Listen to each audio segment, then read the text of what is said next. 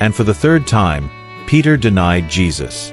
He started cursing and swearing in oath, raising his voice saying, "I don't know that man," he shouted, and as his words hung in the cold night air, the rooster crowed.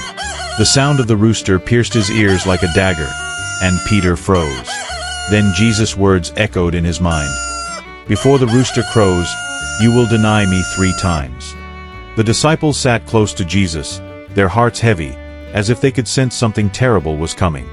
Faces around the table showed confusion and fear, their loyalty clouded by a growing sense of helplessness. The voice of Jesus was calm, and it carried a weight that only deepened the silent anxiety that pressed down on them. As the meal came to an end, the room grew heavy with silence. Jesus looked around at his disciples, his gaze lingering on each of them, his eyes filled with both love and sorrow. He exhaled deeply, his voice calm, and he said, "All of you will fall away tonight, on account of me, for it is written, I will strike the shepherd, and the sheep of the flock will be scattered. But after I have risen, I will go ahead of you into Galilee. Little children, I shall be with you a little while longer. You will seek me, and as I said to the Jews, where I am going, you cannot come." Then Simon Peter said to him, "Lord, where are you going?"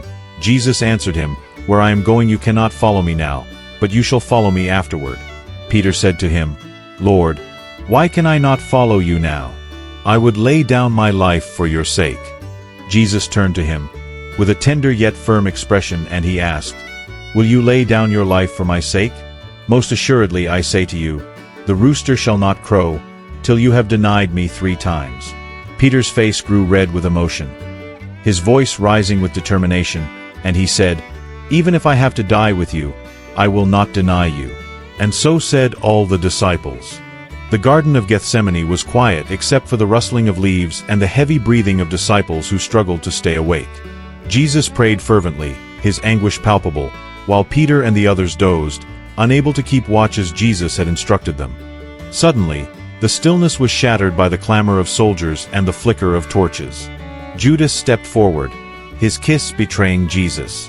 In the chaos, Peter drew his sword, striking the servant of the high priest and cutting off his ear. But Jesus rebuked him, healing the man with a touch and surrendering himself to the mob. As Jesus was led away, Peter followed at a distance, his earlier bravado now tempered by fear. He slipped into the courtyard of the high priest, blending into the shadows, his heart pounding as he watched the trial unfold. The night was cold, and Peter huddled by a fire with the guards and servants. The flames danced, their light casting eerie reflections on the faces around him. A servant girl approached, her eyes narrowing as she gazed at Peter. "You also were with Jesus of Galilee," she said. Peter's stomach knotted. His eyes darted to the faces around the fire. "I don't know what you're talking about," he muttered, stepping away from the light. He moved toward the gateway, hoping to avoid further scrutiny, but another servant girl spotted him. She pointed, her voice louder this time. This fellow was with Jesus of Nazareth. Peter shook his head vehemently and swore with an oath. "I don't know the man," he insisted, his voice tinged with desperation. Time passed, and Peter tried to blend into the crowd. But one of the bystanders, a relative of the man whose ear Peter had cut off in the garden, stepped forward. "Didn't I see you with him in the garden?" he challenged. Others chimed in, "You're one of them. Your accent gives you away." Panic overtook Peter. He began to curse and swear, raising his voice above theirs.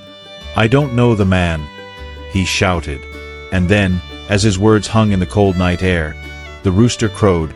The sound pierced the night like a dagger, and Peter froze. Jesus' words echoed in his mind. "Before the rooster crows, you will deny me 3 times." Overwhelmed with guilt and sorrow, Peter stumbled out into the night. Tears streamed down his face as he wept bitterly, his heart breaking under the weight of his failure. This story is a powerful reminder of Peter's humanity, his love for Jesus, and his struggle with fear and weakness, something we can all relate to.